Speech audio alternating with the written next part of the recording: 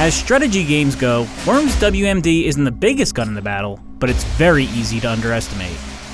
Loaded with cartoonishly violent charm and clever weaponry, it's a reminder of why this series has stuck around for so long.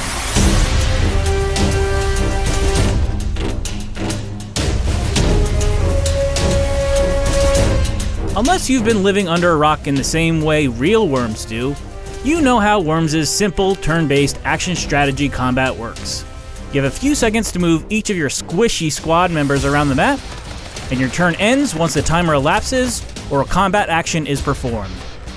The charm of Worms comes with the eponymous invertebrates and their vast arsenal of items. The cute little creatures squeal jokey phrases as they traverse the destructible stages with jetpacks, parachutes, and grappling hooks. Once the enemy is in range, it's all a matter of deploying over-the-top attacks from baseball bats and fire punches, all the way up to homing missiles and airstrikes. That's mostly standard Worms action, but WMD shuffles in powerful but risky vehicles like tanks, mech suits, and helicopters. Most of those add some good, high-power destructive capability to your team, though the mech suits' melee attacks are usually more trouble than they're worth due to the many explosives they can accidentally trigger. My favorite are the stationary turrets you can build. Sacrificing mobility for firepower can really pay off if you know how to use it.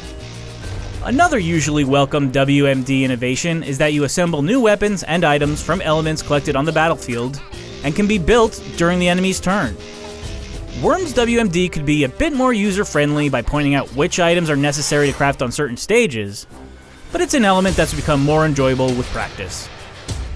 Between the challenge of the missions and side objectives, all of which unlock new customization options, there's plenty of reason to continue the fight before even turning to multiplayer.